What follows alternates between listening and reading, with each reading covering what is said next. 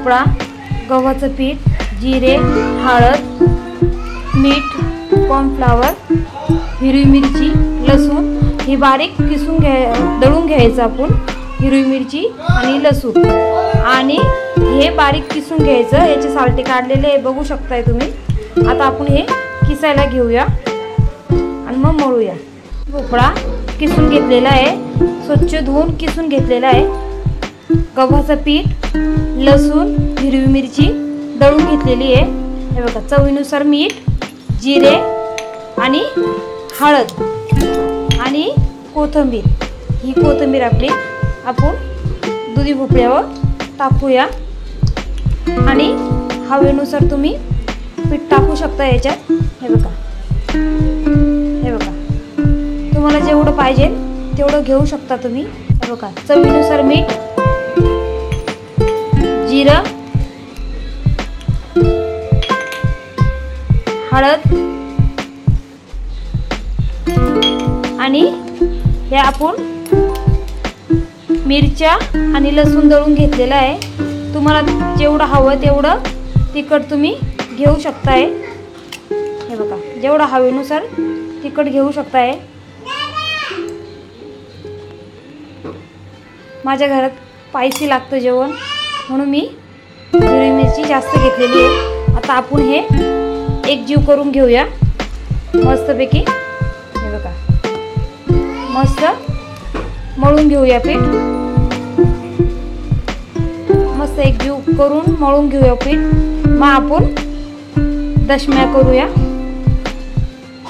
अगदी सोप्या पद्धतीत करूया। सोप्या पद्धतीत आहे। आपले पोरं किंवा घरचे दुधी खायला हे करतात ना, एकजीव करून घेऊया। लागल तेवढं आपण गव्हाचं पीठ टाकू शकताय। आपल्याला थोडंसं गव्हाचं पीठ लागल। हे बघा, आपण हे बघा थोडं थोडं करून गव्हाचं पीठ टाकायचं आहे। हे बघा, आता आपण हे मळून घेऊया। आपण पीठ मळून घेतलेलं आहे। आता आपण दशम्या करायला घेऊया। आता आपण हे बघा असं उंडा करून घ्यायचा आणि आपण चपाती कशी लाटतो तसे लाटून घ्यायचं। हे पातळच पीठ राहतं, भोपळ्याला पाणी सुटतं म्हणून पीठ पातळ होतं। हे बघा, आपण असे पाणी लावायचं, खाली ओला कपडा घ्यायचा आणि त्याच्यानंतर असं थापून घ्यायचे।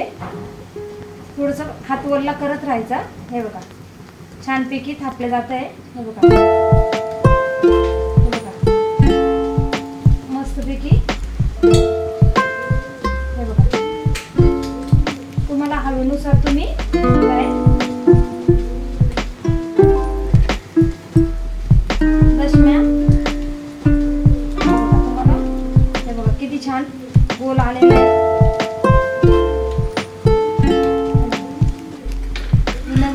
तुम्हाला असं नसेल येत तर तुम्ही लाटण्याने पण लाटू शकताय, पण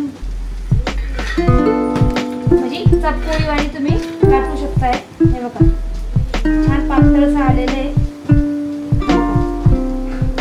आणि अगदी सोप्या पद्धतीत।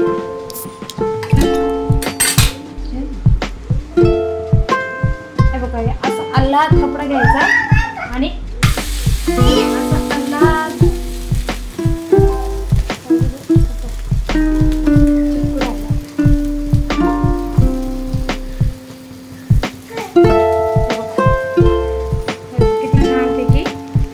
आलेलं आहे।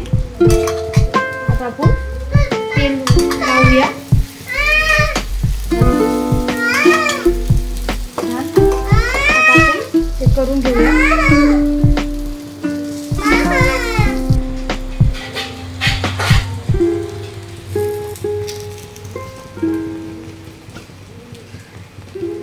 आता आपण मस्त बोलतोय त्याला। किती छान आलेला आहे, कलर पण भारी आलेला आहे।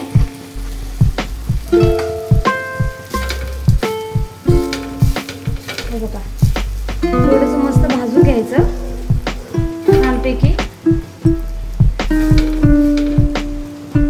भोपळा खात नाही ते पण खायला लागतं.